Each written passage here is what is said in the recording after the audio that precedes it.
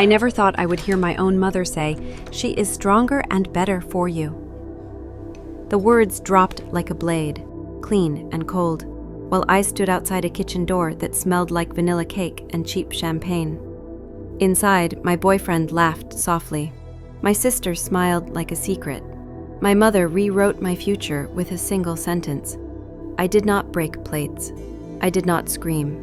I walked out, packed my life into the quiet of a single night, and drove toward a city where no one knew my name. Years later, under warm lights I paid for with the bones of my work, we met again.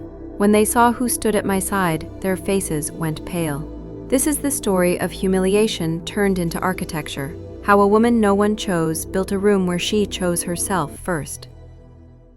The kitchen was loud with a happy noise that did not belong to me, glassware chiming, a blender working overtime, a chorus of cousins debating which playlist deserved to live. I had stepped out to find my boyfriend, Evan Shore, who had gone to fetch drinks and vanished. I did not mean to hear anything. I certainly did not mean to become an audience to my own replacement. "Clara is sweet," my mother said, voice light as if she were choosing a dessert. "But Bianca has always been the one with teeth. She will push you. She will match you."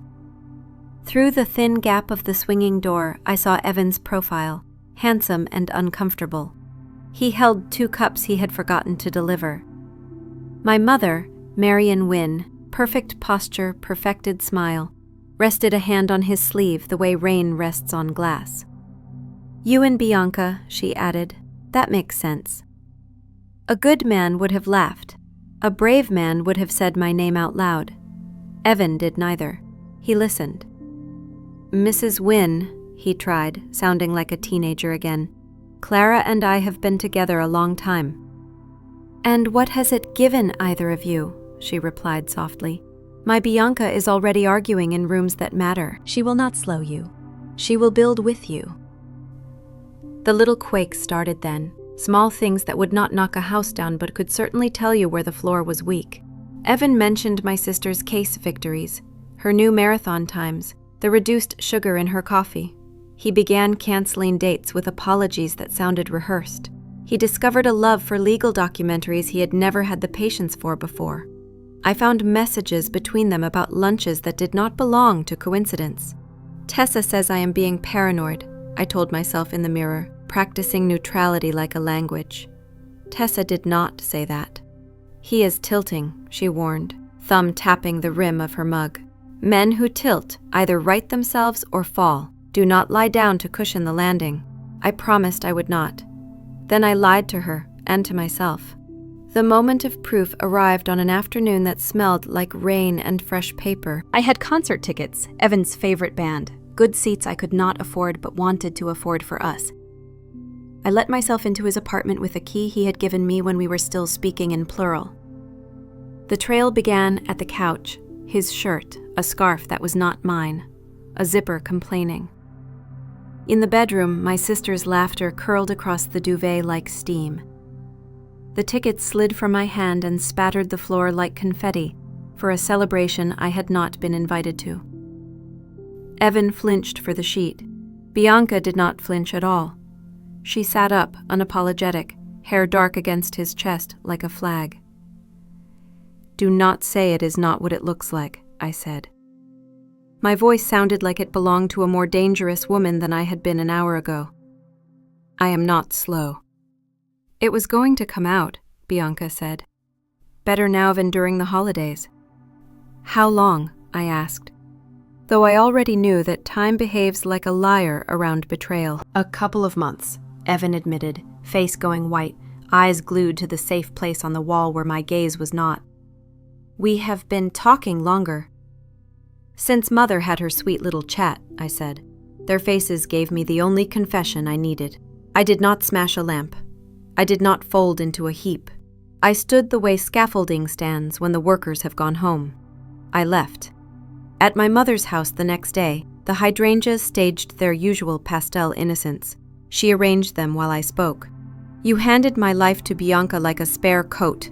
To not be dramatic," she said, as if drama were a hobby I enjoyed. "You were treading water. Bianca swims.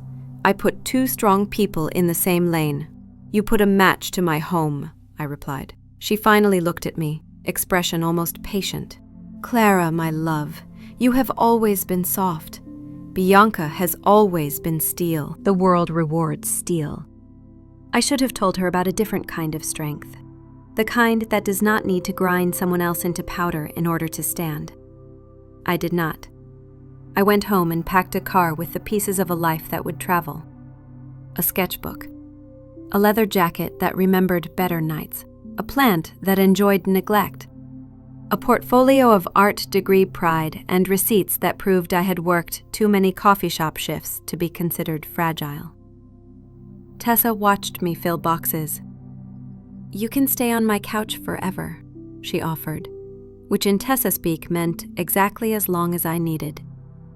But if you want to skip town, I will not call you a coward. I am not running, I said, calm sliding into place like a clean sheet. I am moving forward. The note I left on Evan's table, on my sister's dresser, on my mother's marble counter read only, "Watch me grow." It was not a threat. It was a promise. I chose a city at random, and not at all at random. Northbridge, far enough that no one would casually bump into my grief, large enough that I could disappear into its noise, close enough to drive back and refuse to knock if the door inside me ever reopened. The highway carried me like a belt carries a dress that refuses to fall. Rain pounded. The motel where I landed smelled like lemons and smoke, like a rehearsal for a better life. I gave myself 5 minutes to cry. Then I opened my laptop and began to build a search history that looked like survival. Cheap studios, entry-level jobs, how to make a new life when your old one just ended. By the time my alarm chimed, I had a list. By the time the sun came up, I had a rule. 30 days, I told my reflection in the cracked bathroom mirror. 30 days to find work and a place that does not hate you on sight. 30 days to become a woman your mother will not recognize. The mirror did not answer. It did not need to. In Northbridge, the river sliced the city like a clean scar, and the wind came down the avenues with the kind of ambition my mother respected.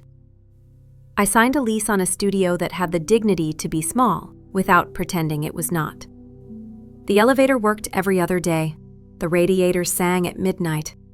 My neighbors were nurses, delivery drivers, graduate students with more theories than rent money, and immigrants who understood the art of arriving twice.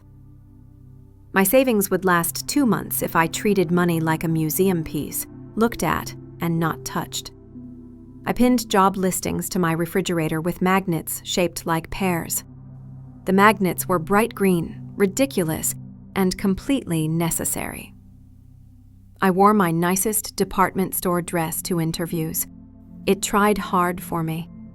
Offices tried less hard. "We loved meeting you," they wrote, which meant no.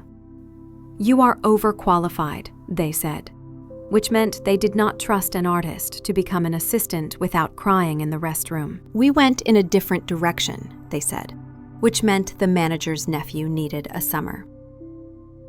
Between interviews, I worked a shift at a cafe that always smelled like fresh cinnamon and desperation. I drew quick portraits for cash at an open-air market and learned which strangers liked the shape of their ears and which did not. I ate rice, oranges, and hope. I counted days, 28, 26, 23. On a Tuesday that woke up cranky, I walked into Halcyon Capital because it was on my list, because the listing said administrative assistant, because the woman at the front desk said, "We are running 10 minutes behind," and my bones translated the sentence into, "You will get a chance to show you know how to wait well." A candidate in a superior suit sat beside me reading notes like a sermon. I stared at a tall plant that looked like it had taken a vow to survive, and felt fond of it. Carol from Human Resources appeared, hair that meant business, glasses that meant math. "Ms. Wynne," she asked, "I am so sorry, the administrative role was filled internally this morning." My jaw remembered how to set. "Understood. However," she added, and the plant in the corner lifted one leaf. One of our junior associates asked if we might consider someone for an executive assistant role. It is a different animal, longer hours, sharper learning curve. Interested? Hunger looks great on a resume, I said. It was a joke, and not a joke. She led me through the glass hive, offices that pretended privacy, hallways that gave gossip long legs, to a corner desk that looked like a paper storm had sat down and refused to get up. A man with day-old stubble and end-of-quarter eyes glanced up. "Lucas Hart," he said, standing, hand out, smile that apologized for the mess and for being a person. "If you can find the stapler, you are already hired." "Clara Wynne," I answered. "If I cannot find it, I will build one." He laughed, not to be charming, but because he had forgotten how. "Tell me why an art school kid from a small river town wants to work for a machine that eats acronyms." "I burned my map," I replied, as honest as an open palm. "I need a new one." Lucas considered me with the attention you give to a painting you did not think you would like before the colors refused to be ignored. "The job pays less than the one you applied for. The hours are ugly. I will be worse on bad days." "I am house-trained," I said, "and I am fast." He hired me before my imposter syndrome found a chair. The first weeks were a language course delivered at the speed of money. I learned to translate Lucas's murmurs into schedules and his sketches into slides. I learned which partners needed their egos ironed and which needed their water bottles filled before they learned to ask. I learned that lunch hides in drawers, that stock tickers do not respect grief, and that a high floor on a windy day can make even a tough woman feel like a paper kite. "Why are you still here?" Lucas asked one night at almost midnight, finding me reorganizing his client files by risk profile instead of alphabetical order. "Because it is not finished," I said. "Because I am not either." He nodded like a man who had been reminded of his own principles. Later, he sent me a text meant for his brother that read, "Bad date, worst ramen, send help." He followed it with, "Wrong Clara," and 3 mortified dots. I saved the message, not because I cared about his dating life, but because it was proof that even men who speak fluent profit can be adorably inept. We ate lunches from trucks in alleys and talked about anything except numbers. He loved vintage motorcycles and the noise they make when a man wins his own patience. I told him, slowly at first, about charcoal dust, life drawing studios, the way oil paint smells just before it breaks a heart. He did not ask about my family. He must have sensed the lock. "You are a mystery," he said once, smiling into his tea. "Most people hand you their autobiography by the 3rd sandwich." "Maybe my chapters are still being written," I said, and then wished I could edit the precious out of my voice. As months clicked by, Lucas asked me to sit in on client meetings, at first to click slides, eventually to speak. My thoughts about risk began to sound like strategy. His thoughts about purpose grew sharper when I was in the room. Our late nights shifted from grim to companionable, from what now to what next. My mother would have called it usefulness. I called it oxygen. When the first real paycheck arrived, I stood at my studio window and watched the river wear its silver coat. I bought a plant that did not need much attention and a second-hand coat I did not need to be cold in. I did not write to my mother. I did not block her either.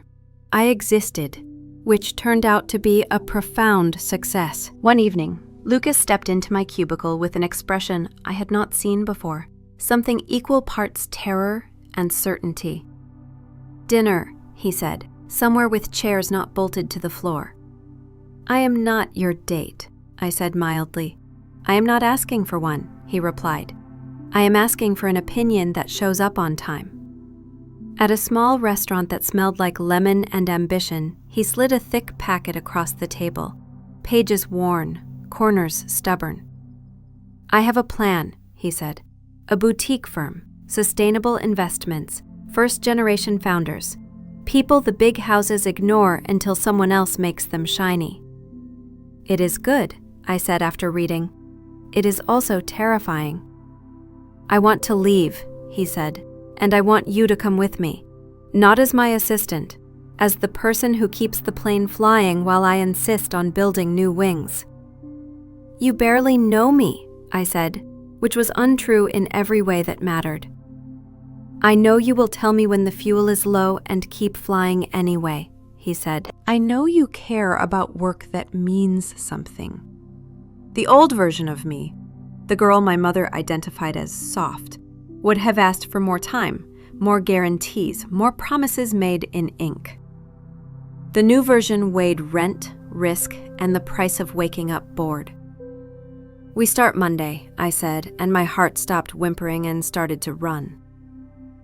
We named it Harbor and Heart because we liked the way the words shared a spine. Our office was a borrowed corner in a co-working space where walls were ideas and doors were optional. We used the free coffee like it was a founder. I made spreadsheets that behaved better than some people. Lucas pitched until his voice forgot how silence works. We ate noodles from takeout boxes, our laptops balanced on cardboard cartons that pretended to be desks. I woke before dawn to answer emails because early was our only advantage. I fell asleep on my couch with my shoes on and dreamed about my mother opening her mouth and nothing coming out. We argued. Of course we did. He wanted to spend half our emergency fund on a data set he swore would save us months later. I wanted to keep a roof over our heads when the lucky month did not arrive. We split the difference and learned a valuable truth. He was the engine, I was the brakes, and together we were a car that could make it down a mountain without dying. Take on a couple of traditional clients, I suggested during a particularly thin week. Let their boring money buy your interesting time. If we compromise now, he said, wrecked and stubborn in equal measure, we will never find our way back to what we meant. We are not compromising, I said. We are scaffolding. He grinned, tired and proud. You make everything sound like architecture. It is, I said, even forgiveness. The first yes came from a tiny solar company run by two sisters who could solder while answering a regulator's questions with their eyes closed. They had been dismissed by 3 large firms for being too niche. We treated their pitch like gospel and found an investor who preferred quiet revolutions to loud announcements. 1 client led to 2 to 4. Hope began waking up on time. Our partnership, work before anything else, tilted without asking permission. After a brutal day followed by a brilliant call, we stood in the alley behind the office and laughed into the cold like thieves who had gotten away clean. The snow made confetti of streetlight. He kissed me then, quick and sure, and stepped back like a man who had tasted something he wanted to earn. We pretended not to notice for a week. Then he kissed me again and did not apologize for the weather. This could ruin what we are building, I warned, because my life had already taught me some caution is not cowardice. It is craft. Or it could be the reason it stands, he said. It would have sounded like a line from a lesser man. From him, it sounded like math. We kept it quiet because women in this industry are critiqued for breathing and fired for wanting, and I had no plans to become someone's cautionary tale. We worked, we risked, we chose each other with the discipline of people who had seen choices go lazy and rot. Months folded into a year, and we moved the company out of shared space into a small office with a door that closed and a view of the river if you leaned and squinted. I took a part-time shift at a small gallery on weekends to keep us solvent and to keep paint under my fingernails. He teased me about becoming a person who knew words like escrow and chiaroscuro in the same sentence. I teased him about owning exactly 3 shirts.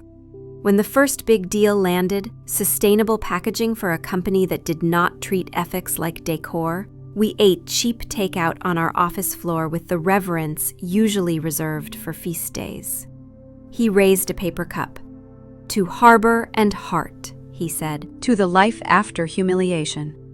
To becoming women our mothers do not understand, I added. To that twice, he agreed. We signed 2 more clients in quick succession, and suddenly our inbox was not an enemy, it was a tide. We hired an intern who taught us the word onboarding like it was poetry. I created systems that could be taught to people not named Clara. Lucas learned how to say no without writing an apology email afterward. We grew without turning noisy. On a soft night in late spring, we walked home along the river, past couples practicing their patience and joggers practicing their penance. "Marry me," he said, like a thought he had forgotten to say out loud. "No ring?" I asked, a smile starting before I could stop it. "I will make you one out of paper clips," he said, "or we can build something better." "Paper clips bend," I said. "Not if you twist them right," he replied. And I realized he was talking about us. People would have opinions about the timeline, about the risk, about the optics, about everything. People have opinions for a living. We had a life. The courthouse ceremony was spare and exact. Vows like good contracts, witnessed by our intern who cried like a cousin, and Tessa who arrived with flowers and a look that said, "I told you you would build a city and live in it." We ate dumplings at the place around the corner that does not offer dessert because food should be honest and enough. He slipped a thin silver band on my finger he had bought at a flea market and polished with a cloth he found in a motorcycle shop. I gave him a fountain pen that writes like it knows secrets. We walked home holding the quiet like it was fragile. It was not. Work did not pause to applaud. It rarely does. We kept going. We took meetings at a museum cafe and pretended we had always meant to choose that venue. We closed deals and opened doors. We rented a small house with a porch because porches are for people who plan to stay. I bought a chair for the porch that remembered me when I was soft and honored me when I was not. I did not write to my mother. I did not block her either. I learned a new kind of silence, the kind that is not empty, but full of my own voice humming under everything. Growth does not arrive with fireworks. It shows up like a neighbor with a borrowed casserole dish and a new request at the door. Our inbox fattened. Our calendar sprouted duplicate leaves. The office, once generous, shrank around us until the conference table felt like a cutting board. We hired slowly and well. A researcher who could fact-check a rumor into an affidavit. An analyst who heard risk in a voice before it showed up on a spreadsheet. An operations assistant who could thread the needle between my lists and Lucas's lightning. We learned how to say later without meaning never. We learned that the most expensive thing in a young company is confusion. I wrote manuals that did not read like punishment. Lucas built pitch decks that made ethics sound like velocity. Our clients introduced us to their suppliers, who introduced us to their investors, who introduced us to the idea that maybe our little machine could pull heavier loads. We moved out of the co-working nest into a space that had its own light. Exposed beams, scarred floors, windows with a view of the river that did not require squinting. We bought plants that could forgive neglect and lamps that made winter gentler. On the first morning, I made coffee in a chipped French press and thought, this is what it looks like when a woman chooses her own life twice. Of course, we fought. Success gave us new weapons. Lucas wanted to roll profits into a daring mentorship program for first-time founders with nothing but a prototype and nerve. I wanted 3 months of operating expenses in the bank so a storm would not send us scrambling. We circled, we argued, we split the difference in a way that made both of us proud. A leaner pilot program, a thicker safety net. My mother would have called it hedging. I call it strategy that respects oxygen. A year after the courthouse vows and the dumpling feast, a regional paper ran a profile, the odd duo betting on integrity. The photo caught Lucas mid-laugh and me mid-sentence, an accurate portrait of our days.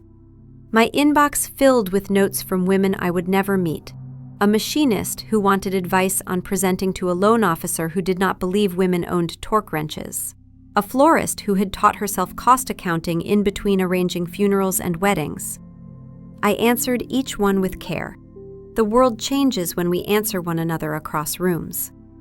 Then, a message from an agency I had slammed a door on in a previous life. Halcyon Capital wanted to talk partnership. They had noticed our list of wins and preferred not to compete with conviction. Lucas read the email twice, and then once more, as if the punctuation might reveal a motive. "If we do this," he said, "we do not sell our soul for grant money." "We do not sell anything we cannot buy back," I agreed. "We structure the deal so that they bring us a larger stage and we keep the script." Negotiations were long, civil, and often irritating. The other side wanted our halo and our systems. We wanted their distribution and their promise to leave our spine alone. I drew red lines. Lucas drew constellations. In the end, we signed a partnership that let us keep our name on our work, our veto in ethical gray zones, and our commitment to founders who stack their ambition vertically, not horizontally, across someone else's back. "Celebrate," Lucas commanded, exhausted and victorious. He arranged takeout cartons on the conference table like a wedding buffet, slid aside my laptop with a tenderness that felt like apology, and raised a glass of mediocre wine as if it deserved respect. "To rooms that we fill with the right people," he said. "To choices that still feel like ours in the morning," I answered. The morning after the press release, I opened an industry journal and felt a quake I did not expect. A sidebar carried a headline about a Philadelphia firm with a name my bones recognized from a life I had locked away. "Wynn and Pierce faces insolvency after aggressive expansion." I read the piece twice, the way you read an obituary for someone you resented. Terms I knew too well paraded by: over-leveraged, client flight, internal conflicts. I did not ache. I did not gloat. I felt empty of them. "Do you want me to kill the partnership?"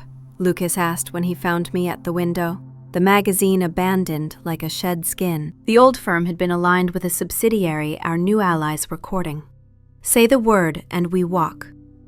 "Business is not revenge," I said, "and closure is not a contract term." I closed the magazine and placed it on the shelf behind me, the same shelf where we kept the profile, a plant, a silver frame with no photo because some spaces do not need haunting. "We proceed, and if ghosts arrive at my door, I will decide then whether to offer them a chair." He nodded and did not say, "Are you sure?" He has learned that I do not announce my certainty until I have already built the bridge. We picked a date to welcome the new partners properly. We chose the museum that rises over the river like a ship, stone angles warmed by careful light, a space that honors questions more than answers. Our annual showcase had outgrown restaurants and hotel ballrooms. It belonged among bones and artifacts and stubborn, beautiful history. We would feed investors food that did not apologize for being vegetables, pour champagne without letting it become a story about budgets, and tell the truth into a microphone designed to flatter lies. The guest list grew like ivy. Founders, analysts, old friends, new enemies, civic leaders who could smell a camera at 50 paces. And yes, the incoming team from the subsidiary in my old city, where my mother still wore pearls like they were armor. I put their names on the list with a steady hand. I added +1 to a name that used to make my stomach tilt. If they came, they would come into my world, not the ballroom where I used to lose by default. "Ready?" Lucas asked, watching me seal the envelopes. My fingers did not shake. "Ready," I said. Not because I need them to see me, because I am done pretending they still can. Weddings teach you to hate the mail. Corporate galas rehabilitate it. Responses flickered into our inbox. Fast yeses from founders who remembered the year we took a chance on them. Cautious yeses from investors who prefer to weigh a room before they applaud it. The Philadelphia contingent sent polite acceptances, the kind that smelled like cologne and contingency plans. My mother's RSVP arrived as an ivory card with precise loops and a note that made Tessa snort tea. "So proud of you. Excited to reconnect. Love, Mother." Tessa circled reconnect and wrote rewire in the margin. I chose a dress like I choose a project, with an eye for integrity. Emerald, clean lines, a neckline that asked for no permission and begged no forgiveness. It did not require a necklace. It declared one. I hummed as I pinned up my hair and remembered the girl who once mistook volume for voice. She has my tenderness. She no longer gets to make my decisions. On the day, the museum's grand hall glowed like evening had found a good reason to linger. We had invested in lighting that loved faces and recycled paper menus that did not shed on the tablecloths. A jazz quartet unspooled standards that made CFOs look handsome and interns look like they'd done this before. The skeleton of a prehistoric sea creature hung above us, forever in the act of swimming through the air. We stood near the entrance because it is polite to catch people where their nerves gather. I greeted founders by first name and investors by last. I kissed cheeks I wanted to keep and offered handshakes to the ones who needed formal distance to feel safe.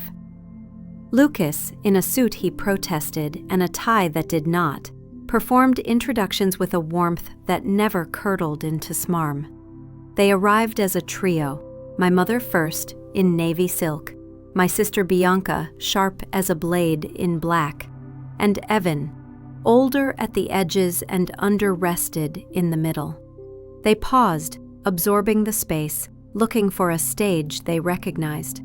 My mother saw me and recalibrated her smile to my height. "Clara, darling," she said, opening her arms as if she had ever built a shelter.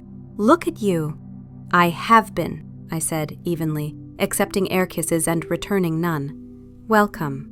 This is Lucas," I continued, because context matters. "We run this company together. He is my husband."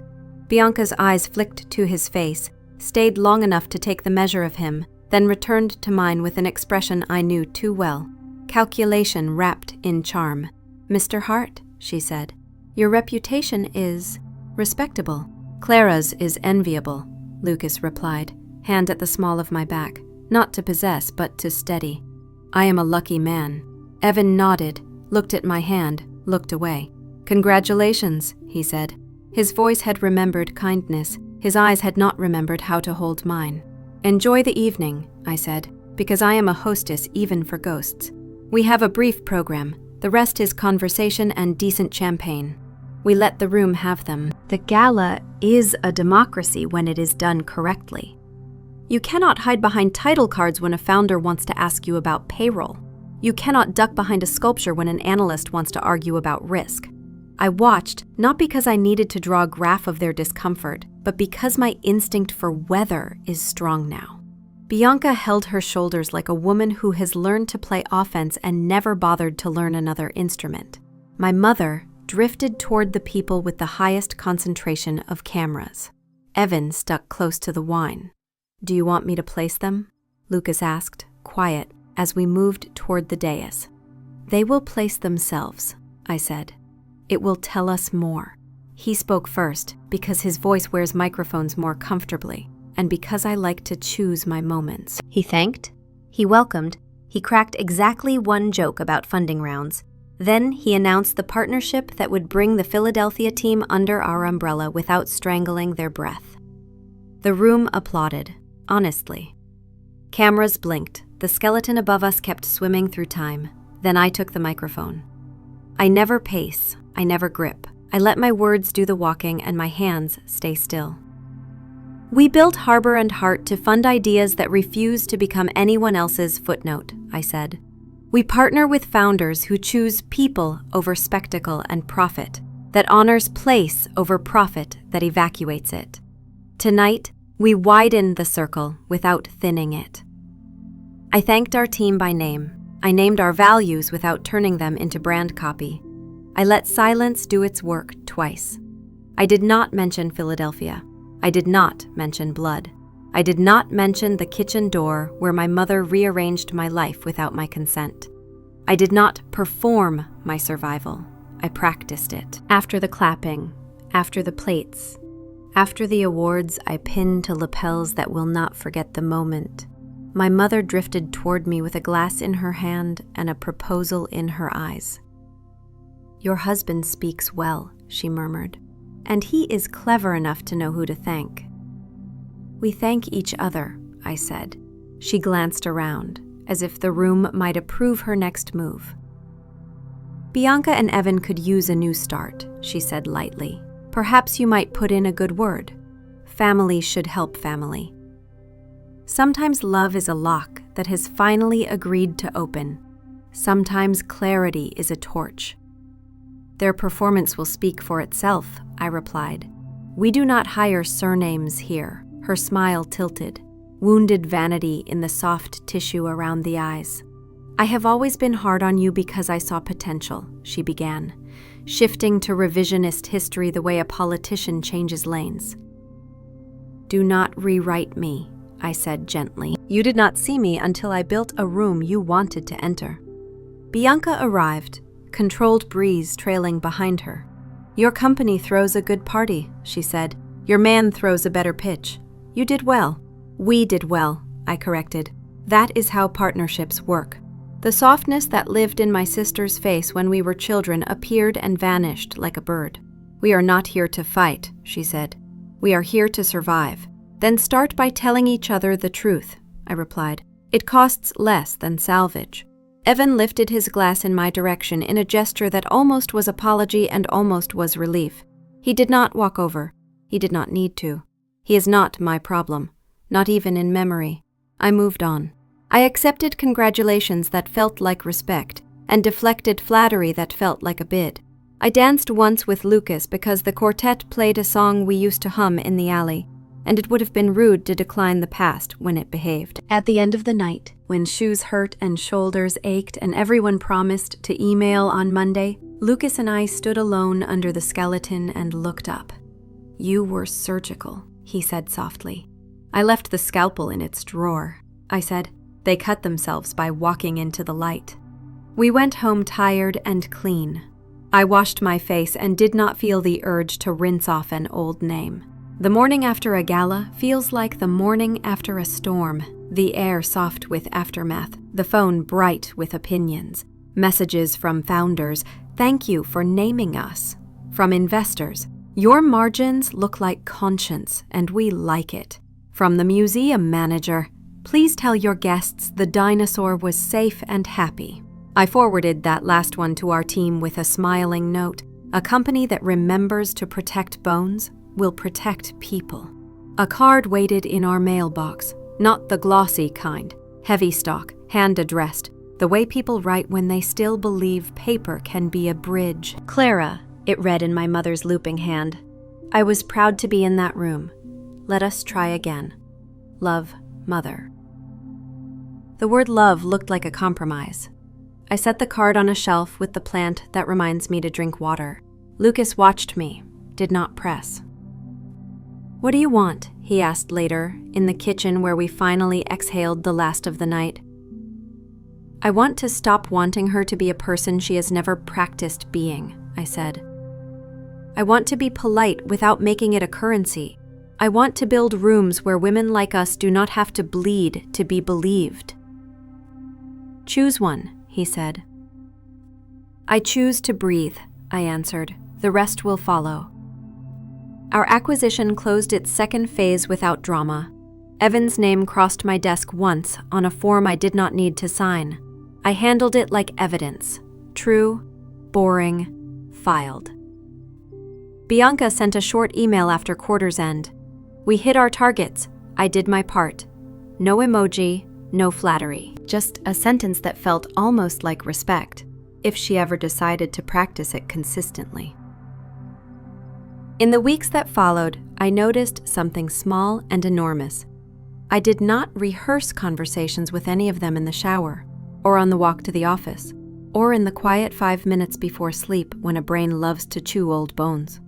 The space they had previously rented in my head had been repainted and leased to better tenants. Ideas, plans, rest. Lucas and I focused on what the partnership allowed. More mentorships, better data that did not betray the communities it measured, a pilot program to underwrite emergency leave for donors in our founders' companies, so people who wanted to give marrow or organs did not have to choose between generosity and rent. We did not need a gala speech to do it this time. We just put money where our mouth had been. One afternoon, I walked past our conference room and saw our youngest analyst, shy, brilliant, not yet convinced of her right to the microphone, presenting to a small group of very tall men from a very old bank. She spoke like a woman who did not need to pitch her voice higher to be heard. They leaned in. When she finished, they looked at one another, sheepish and pleased, the way people look when someone younger has taught them without humiliating them. I stood in the hall and let myself be unabashedly proud. This is the revenge I believe in. Building a world where girls like me never have to choose between their heart and their voice. That evening, sitting on our porch while the river pretended to be silver again, Lucas asked, "If they had not done what they did, your mother, your sister, the old boyfriend, would you have left?" "I might have stayed," I said honestly. "I might have made myself small enough to fit a life that did not suit me. I might have become dangerous in all the wrong ways. It is a terrible thing to be grateful for cruelty. But I am grateful for the push." He reached over, traced the inside of my wrist like he was reading a map only he could see. "There are easier ways to learn," he said. "Maybe not for women like me," I replied. "Maybe our easy is someone else's hard. The trick is to stop auditioning for judges who were never going to pick us." The porch light attracted moths that banged themselves silly against the glass. We watched them, sad for their persistence, admiring it anyway. Lucas said, "Your mother will try again." "I know," I said. "I will answer when I can do it without picking up the old script." "And your sister?" "She may yet become someone I would hire," I said, and smiled at the unlikelihood. Stranger things have happened. We went inside. The house held our shoes by the door like it was learning our habits. Work waited on the table in sensible stacks. I turned off my phone and let the quiet stretch, not as punishment, but as permission. That night, I dreamed not of kitchens or microphones or dresses that announced my arrival. I dreamed of a long table in a bright room where women poured coffee for one another before arguing with absolute respect. No one apologized for their volume. No one was punished for their calm. Someone told a joke about spreadsheets that made everyone groan and laugh. I woke with the taste of citrus on my tongue and the certainty that the dream was a to-do list, not a fantasy. In the morning, I wrote an email to our team. "We are launching a monthly roundtable for founders who've been told they are too much or not enough. Panels are for people who like to hear themselves. We will do workshop, not theater. Bring your worst story and your best solution. We will archive both." Lucas read over my shoulder and kissed the top of my head. "Add pie," he said. "People learn better when sugar is present." "Approved," I said, typing pie into the agenda. Later, on my way out the door, I saw the card from my mother still on the shelf. I picked it up, considered, and slid it into a drawer. Not the trash, not the mantle. A place where it could exist without being sacred or strategic. I closed the drawer gently. Some stories do not need prologues anymore. They need conclusions you write by living. Conferences are theater with better lighting. You sign your name, accept a lanyard, and agree to pretend the stage is neutral ground. The Northbridge Impact Forum had booked me for a lunchtime panel on ethics and velocity. The phrase sounded like a dare. I wore a black suit that did not apologize, and flats that could cross a battlefield. Backstage smelled like coffee and microphones. The moderator, a columnist with a smile like a paper cut, shook my hand and held on a second too long, a tell I have learned to translate as, "I am about to perform fairness while hoping for blood." 2 other panelists took their spots, a venture partner whose tie cost a mortgage payment, and a nonprofit CEO with sincerity you could stand a house on. We walked out to applause built into the program. The moderator started soft. Origins, missions, what keeps you up at night. I answered with stories that had invoices attached. Then the pivot. "Clara," he said, voice threaded with benevolence, there are whispers that Harbor and Hart privileges founders who look like, well, you, women with a particular narrative. A chuckle rolled across the room like a small avalanche. How do you answer accusations of bias? Is this just nepotism in different shoes? There it was, the ambush disguised as curiosity. The screen behind us flashed a collage of our portfolio founders. Brown faces, white faces, laughter-lined faces, exhausted faces, captured in their factories, kitchens, labs, fields. The implication hung in the air like someone else's perfume. I did not look at the moderator. I looked at the audience the way you look at a jury. Calm is a contagion. I let mine spread. Bias is not a rumor, I said. It is oxygen. Everyone breathes it. The work is to name it, measure it, and reverse it without setting the building on fire. I gestured to the screen. We back first-generation founders, period. If my face appears in their reflection, it is because many of us have lived the same weather. But let us use receipts rather than gossip. I turned slightly, not for effect, but to include the camera and the woman in the third row, clutching her notebook like a flotation device. 70% of our current founders are women or people of color. That is not a quota. It is what happens when you remove traps from an application process and let evidence speak. 30% of our founders are men who grew up 2 paychecks away from empty cupboards. 40% are immigrants with degrees no one here bothered to translate until we did.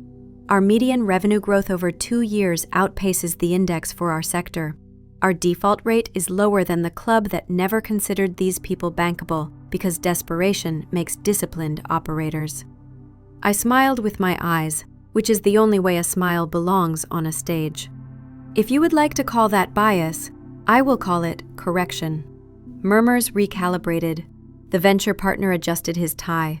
The nonprofit CEO looked at me with gratitude the way a person looks at water after a long climb. The moderator tried again, a different angle. And what about your recent gala? He lifted his eyebrows. Step 2 in the choreography. Rumor has it there was family present. That seems complicated. Families are complicated, I said. So are cap tables. Harbor and Hart does not run on rumor. It runs on governance. We have a standing conflict of interest policy that predates any reunion and will outlive every headline. When our personal history intersects with our work history, we follow the policy, not the impulse. That is what adulthood looks like in institutions. He opened his mouth to pivot to spectacle. I declined the invitation. Can we talk about the work? I asked pleasantly. The boring things that save companies? Warehouse ergonomics? Paid leave for marrow donors? We underwrite that now in every portfolio company because generosity should not cost rent. Data transparency that does not harvest people as if they are crops. Those do not trend on socials, but they keep lights on and people alive. A woman near the back stood, one of our founders, hair pulled up, badge askew, eyes bright. I would like to say something, she called. The moderator hesitated. The audience did not. When no one else listened, she continued, they did. They did not ask me to strip my mission of its soul to be palatable. They asked me for 3-year forecasts and proof I could read my own balance sheet. That is not nepotism. That is respect. The applause came from the cheap seats first. I have always loved the cheap seats. The moderator allowed himself to look chastened because it photographs well. We finished the panel with real questions about supply chains and community boards. Afterward, in the hallway, a junior reporter chased me down, recorder out, eyes nervous. I was told to get a comment on the family drama, she admitted. But can I ask you about your donor leave standard instead? My aunt died waiting. I gave her 5 minutes and a policy outline. She took notes as if she were building a bridge. That is the journalism I want to feed. Lucas met me at the door, lanyard askew like a man who hates collars. They tried to make you tiny, he said. Then they remembered, scale is a choice, I replied. We went home and ordered dumplings because some victories deserve repetition. The subject line read like a dare. Whistle. Conflict you need to see. The sender was a throwaway account. The body contained a single paragraph and a zip file. The claim?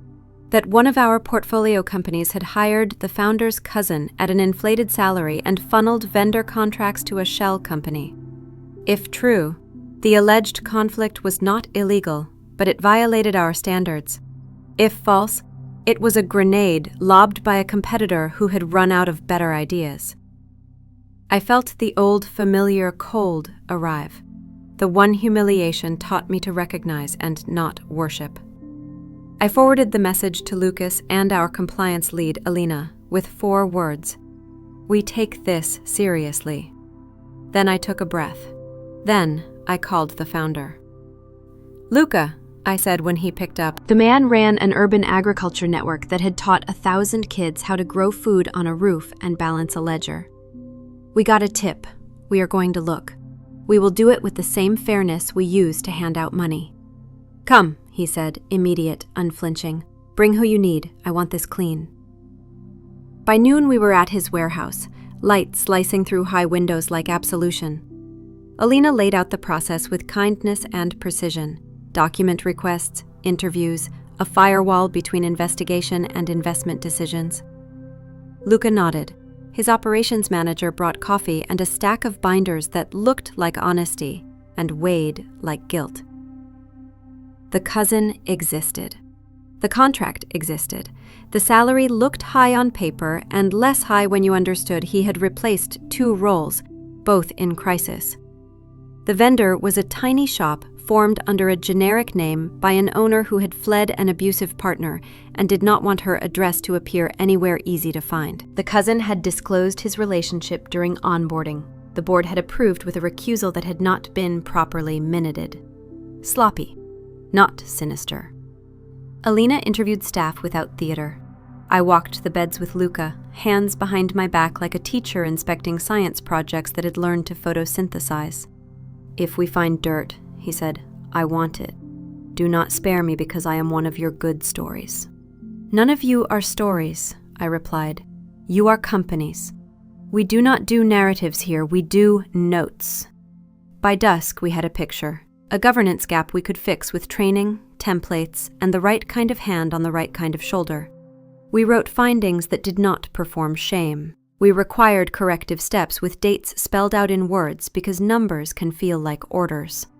We published a short note to our portfolio outlining the standard and the process, anonymized because humiliation helps exactly no one grow. The anonymous emailer wrote back, disappointed that we had not performed a decapitation on LinkedIn. You are protecting your pets, he sneered. I sent 1 sentence. We are protecting standards, not spectacles. Then I blocked him. I am not obligated to feed every fire. 2 days later, a trade blog ran a headline. Harbor and Hart confronts conflict with clarity. The piece was short, accurate, and, miracle of miracles, devoid of drama. The comments section behaved itself like a library on a Monday. Founders emailed to ask for our template policy. We sent it with footnotes. This is how culture spreads. Not with a roar, but with a PDF. That weekend, we drove out of the city to an orchard where autumn pretends to be benevolent. Lucas reached up to pick an apple and said, without looking down, "You did not flinch." I flinched, I admitted. I just did not let anyone watch. He dropped the apple into the basket and kissed my temple. That is not how flinching works, he teased. It is for me, I said, and smiled into the wind. On Monday morning, there was a card on my desk in blocky script. Thank you for not turning me into a lesson, it read. Thank you for turning me into a better operator. L. I pinned it to the corkboard behind my screen, next to a child's crayon drawing of a rooftop garden we had funded, all wonky lines and riotous green. That afternoon, our youngest analyst knocked on my doorframe, eyes gleaming. We just got an unsolicited applicant packet, she said, from a founder who walked away from a predatory term sheet because she saw how we handled the whistle. She wants us or no one. Then make room, I said. We do not punish people for asking to be treated well. I told Lucas about the email on the walk home. Integrity is good marketing, he said, which is a sentence I did not expect to be true. It is good architecture, I corrected. Marketing is just the light through the windows. The restaurant was small, the kind of place that uses real candles and does not apologize for the hum of conversation. My mother had requested the meeting through a note delivered without adornment. Dinner, no agenda. M. I chose a Tuesday on purpose. Tuesdays are honest. They do not pretend to be special. I arrived first. Lucas offered to come, to sit at the bar as a shadow I could tap if the air turned sour. I told him no.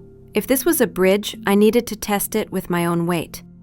She entered on time, a miracle. No armor pearls, no navy silk, a simple dark dress, a cardigan, hair less arranged than I had ever seen it. The hostess led her to my table. She sat without kissing the air. "Thank you," she said. 2 words that did not pretend to be more than they were. We ordered without making the menu a battlefield. Soup, fish, bread. She looked at her hands and then at me. "I have rehearsed excuses," she said. "They do not improve with practice." I waited.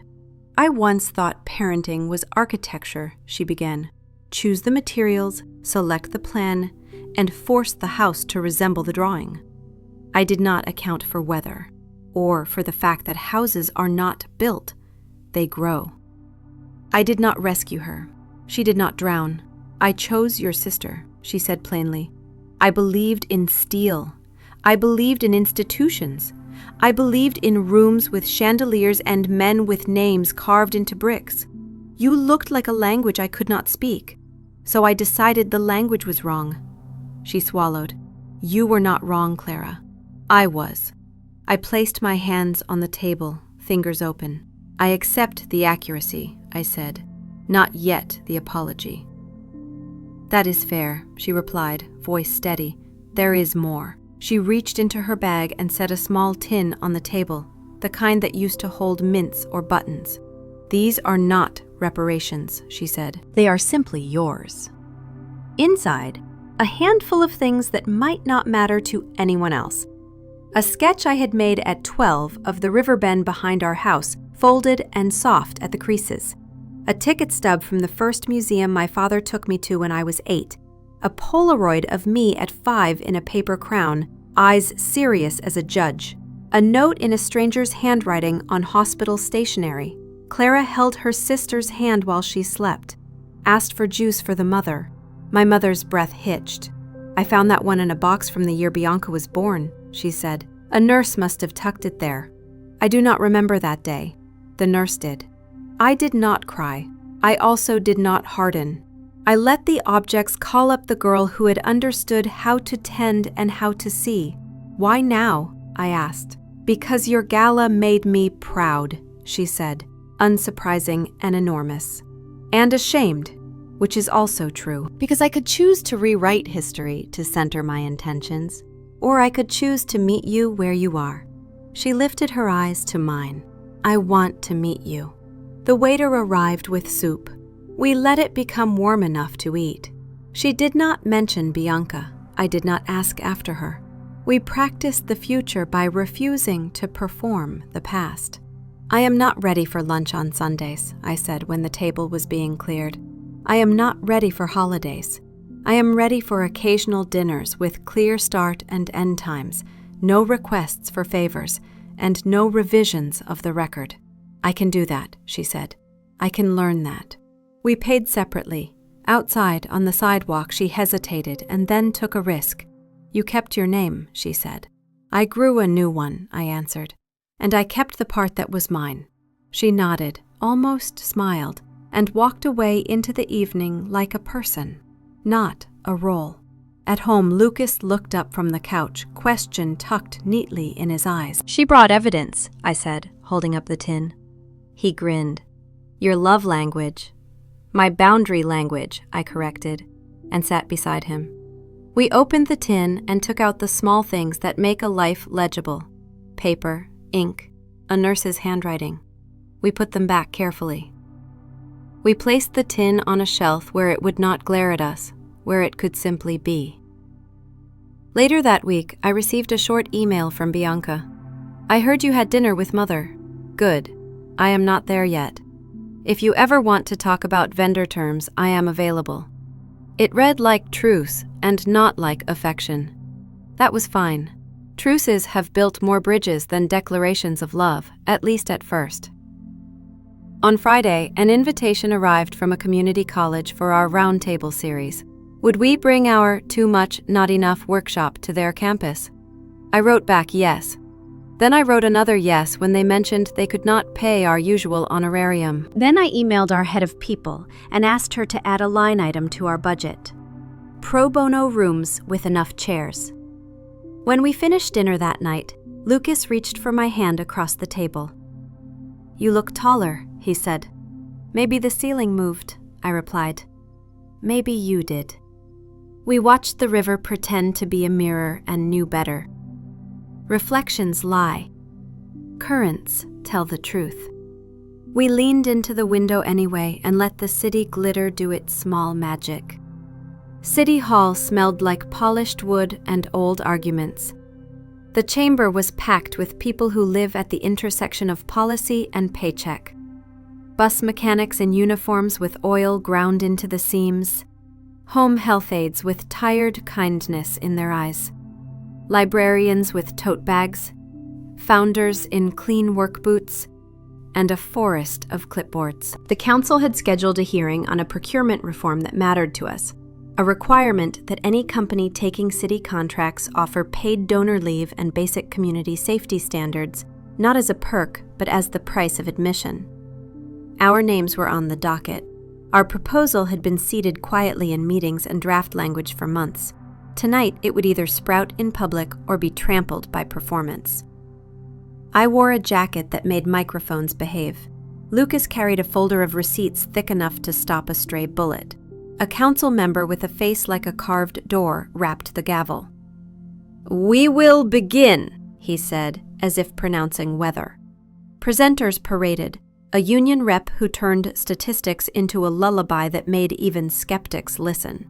A private equity lobbyist who pretended the free market had ever been free for anyone without family portraits in sepia. A nurse who told the room what it costs when generosity is punished with lost wages. When they called my name, I stepped to the table and stated it for the record the way I like to. Full, steady, not asking. I am here as an investor, an employer, and a woman who has watched institutions confuse charity with justice. I said. We do not need another poster. We need a contract. I explained the standard we had already imposed on ourselves and our portfolio. Paid donor leave equal to at least 2 weeks at full wages. A lane for emergency grants funded by our own management fees. A simple document that any small business could copy without hiring a lawyer who bills by the hour and by the sigh. I talked about how a founder's kindness should not jeopardize payroll. I named the founding family who had missed mortgage payments because the mother donated marrow to her sister and a paycheck vanished in the process. I described the lost productivity that follows funerals for people who could have lived. Budgets are moral documents, I said, letting the words sit. When public money is involved, our receipts should show what we honor. Questions came the way they always do, shaped to sound surgical while aiming for spectacle. One council member cleared his throat and gave me the smile men use when they plan to ask an unfair question and call it tough love. Ms. Wynne, you run a boutique firm. What you suggest may work for your curated portfolio, but what about the plumbing contractor with thin margins? Why should he carry this burden? Because we will share it, I answered. Tie the rule to the contract price. The city pays a small premium that covers the leave pool, just as it pays for insurance and permits. The contractor manages the policy. The city audits compliance. No one is punished for generosity. Everyone benefits from a stable workforce. And since we are so fond of fiscal prudence in this chamber, I will add this. Leave is far cheaper than turnover. The city can calculate the savings and publish them each quarter. Another member leaned toward the mic with a theatrical sigh. And if employers cheat? Then they do not bid next year, I said. Consequences should be as simple and public as the rules. Lucas slid a graph toward the camera operators and the clerk. We have early data from our own companies, he added. Show the numbers and people will stop pretending this is abstract. An older woman from the transit authority stood to speak, voice scratchy from decades of correcting schedules that refused to behave. I ran a depot for 20 years, she said. If you tell me what the rules are and give me a fair way to follow them, I will beat your compliance metrics without breaking a sweat. If you tell me this is optional, I will be punished for doing the right thing while my competitor gets rewarded for cutting corners. Choose what kind of city you want to live in. The hearing shifted. You can feel it when a room remembers it has a spine. The lobbyist tried one more time to cloud the air with words like complexity and unintended consequences. The union rep replied with a sentence that should be etched into the dais. The intended consequence is fewer funerals and more paychecks that arrive on time. The chair called for a vote to push the measure to the full council. Hands went up, enough of them to make the arithmetic obvious. A small cheer rose, then self-corrected into applause that respected the gravity of winning something that will still need tending. Outside, reporters stuck microphones under my chin like hummingbirds seeking nectar. I gave them one sentence and the name of the transit woman. We did not invent kindness, I said. We just wrote it down where the budget could see it. Back at the office, I sent the draft ordinance to our founders with a cover note. Steal this and pressure your mayors. We built it to travel. Replies pinged like rain on a metal roof. A baker wrote, I can finally say yes to being a match without doing math that keeps me up at night. A machinist wrote, my shop is in. Send the template. I pinned both to the board over my desk, not as trophies, as instruction. That night, on the porch, Lucas lifted a glass. To making bureaucracy behave, he said. To reminding money it works for people, I replied, and let the dark settle softly around us. Storms do not always announce themselves with drama. This one slid in sideways. Humid air, a low thrum beneath conversation, a metallic taste on the tongue as if the city were about to bite down. We were halfway through a founder roundtable in our office, pizza boxes open, policy handouts marked up, jokes about spreadsheets that made everyone groan cheerfully when the lights blinked twice and surrendered. Someone gasped. Someone else swore. Phones lit up like a field of fireflies. The emergency exit sign glowed its steady red instruction. Outside, a chorus of transformers popped in sequence. Polite fireworks for a holiday no one had planned. All right, I said, calm pitched low. Everyone who knows where the flashlights live, go get them. Everyone who does not, stay put. No one moves near the stairs until I say go. Lucas was already at the cabinet, distributing small LEDs and the headlamps we keep on hand because power grids and ambitions share a weakness. They both pretend to be immortal. Our building hummed as the generator stuttered into a partial breath. The hall lights returned at half power, then waited for orders. We checked the stairwell, checked the phones, checked the city's outage map. The grid had hiccuped hard. Hospitals were on emergency power. Subway stations were evacuating. We had founders who needed to get to freezers and greenhouses and clinics before temperature and time made decisions for them. We move, I said. Buddy system. Everyone call your sites. Text me needs. We will triage. A community clinic flagged insulin storage as priority 1. A rooftop farm needed tarps and 2 extra hands. A shelter required someone to haul a generator cut loose from a dusty corner. A microbrewery that doubled as a water refill station needed hoses and the authority to tell men in polo shirts to wait their turn. We divided the room into crews like a drill we had never rehearsed and somehow knew by heart. The transit woman from the hearing appeared in a doorway, as if she had been summoned by the smell of logistics. "I was nearby," she said, unbothered by darkness. "Tell me where to put people." We did. She did. It looked like choreography designed by a generous god. I went with the clinic crew because medicine respects neither titles nor bravado. In the dim, the nurses moved like practiced rain. We shifted coolers, reorganized storage, called in favors, and reassured patients who needed pills more than pep talks. A boy of maybe 10 watched me tape a handwritten sign to the front door. "We are open for refills and emergencies," and asked if I was a doctor. "No," I said, tying the last piece of string. "I am a person who can do what she is told." The rooftop farm team sent a photo of seedlings covered in plastic like sleeping children. The brewer texted a picture of a line of neighbors with empty jugs waiting patiently under a battery lantern. The shelter reported that the generator coughed, objected, then did its duty. The microfoundry next to our office opened their doors and made flashlight repairs for free, as if this had been their business plan all along. We lost one freezer of test batches at the vegan ice cream co-op. We lost a pallet of lettuce no one could save. We did not lose anyone who breathes.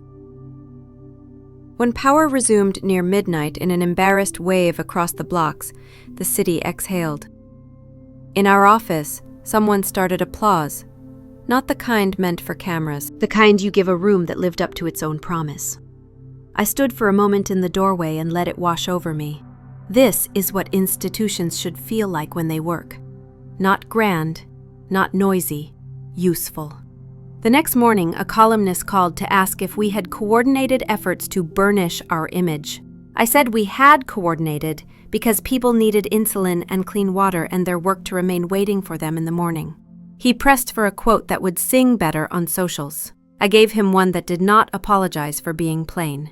We practice for the future by refusing to abandon the present. Later, a hand-addressed envelope slid under our office door. Inside, a note, block letters shaky but large. "Thank you for saving my mom's meds." Under it, a crayon drawing of a big battery with a smiley face and a woman with curly hair holding hands with a kid in a superhero cape. Someone had drawn me taller than Lucas. He pretended to be offended for 7 seconds, then framed it and hung it near the conference room. "Accurate," he said. We ordered more headlamps and wrote a short internal after-action review. What worked? Calm. What needed work? A better chain of custody form for medicine in transit. What we learned: magnifying small competence is often more valuable than inventing grand gestures. We sent the template to any founder who wanted it. Most did. That night, bone-tired but sharpened, we sat on our porch while the river pretended to forgive the grid. "I like who we are in the dark," Lucas said. "We practice in the light," I replied. "That is why the dark behaves." Summer leaned into the city with its full, warm weight. Our round tables had become monthly rituals. Coffee, pie because Lucas is right about sugar. A circle of chairs that never stayed in a perfect ring because people have a way of scooting closer when the truth is good. The community college gym where we hosted the first big one smelled like orange cleaner and hope. Banners hung tired above us, championships from years that meant the world to some teenager then and still matter while not mattering at all. We called the session Too Much, Not Enough, and the rule was printed on a banner in plain type. Tell the worst thing that happened. Share the best thing you learned. Do not offer advice unless asked. Do not perform pain. 100 women and men and theys and thems had shown up with notebooks and the kind of facial expressions you see at both weddings and court dates. I spoke last, because sometimes the person with the microphone should be the one to wait. I told the kitchen door story in fewer words than it deserves. I told the motel room and the 5 minutes of crying and the 30 days. I told what I had built and with whom. I did not name my mother. I did not name my sister. I named the rooms we had made. When I finished, a young founder with chipped nail polish raised a hand.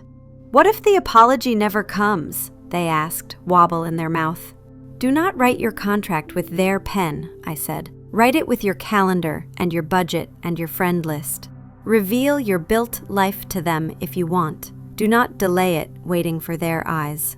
An older man near the back, the kind who looks like a retired shop teacher and saves entire days with a piece of string, said, most folks do not change their minds. They change their habits, and then their minds come along later because they hate feeling left out.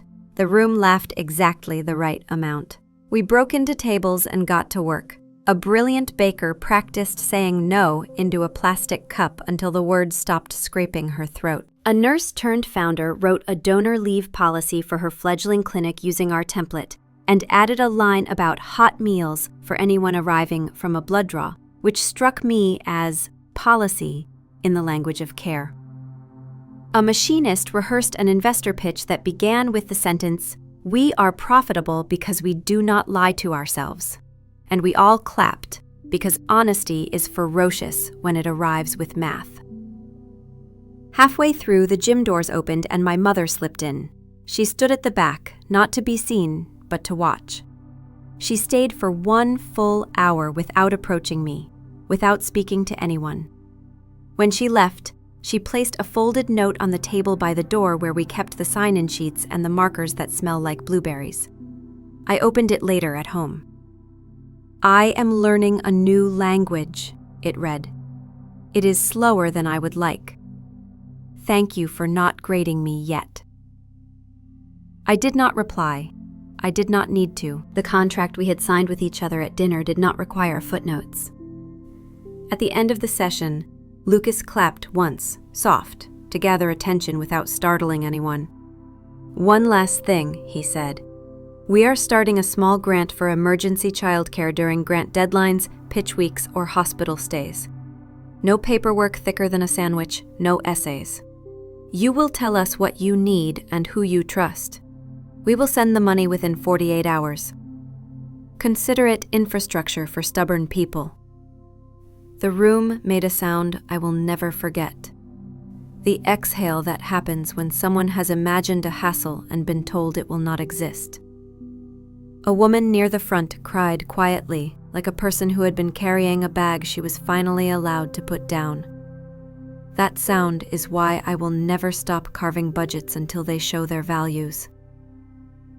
2 weeks later, I found myself alone in our office on a Friday evening, the city already choosing its weekend. The light turned our first plant, a gritty succulent, into a cathedral window. On my desk sat the tin my mother had given me, and the crayon drawing of the battery with a smile. Between them, a short stack of new founder applications, the kind that make you want to move furniture so the room can fit more chairs. I wrote one email then, to Bianca. Vendor terms for small suppliers attached. If you use them, credit our counsel, not me. If you adjust them for something better, send yours back. We can build a commons. She replied within an hour. Deal. No kisses, no history. A small contract written without pens. Lucas arrived with a grocery bag and a grin. Pie, he announced, and the worst sparkling wine I could find that still tastes like celebration. We ate on the conference table with the reverence that savings teaches you, and the irreverence that success allows. He lifted his glass. To the contract you wrote with your life, he said. To the rooms we built on top of the rooms we were denied, I answered. Outside, the river pretended to be liquid light. Inside, our office pretended to be a home, and then stopped pretending. Here is what humiliation taught me when I refused to be its apprentice. You can build a life so well that the people who once mistook you for soft must learn a new language to speak to you. Here is what money taught me when I stopped begging it to be kind. Budgets are moral stories, and you either write yours with your values or you accidentally copy someone else's. I did not win by proving my mother wrong or by making my sister small. I won by getting bigger in the ways that matter, choosing partnerships that honored me, designing policies that protected strangers, insisting that public rooms be as honest as private ones. I learned to carry both steel and softness without allowing either to be weaponized by someone else's fear. If you are standing in a hallway, listening to a sentence being written about your future without your consent, know this: you can leave. You can drive toward a city that does not know your history and will not ask for it at the door. You can build a company around the receipts you wish someone had shown you. You can refuse humiliation its favorite fuel, your silence, and replace it with evidence, calm, and a microphone that you pass to the next person in line. Our roundtables will continue. The donor leave standard will travel. The emergency childcare grants will buy people time they turn into dignity. And if the grid fails again, we will light the room with headlamps and stubbornness, because we have practiced.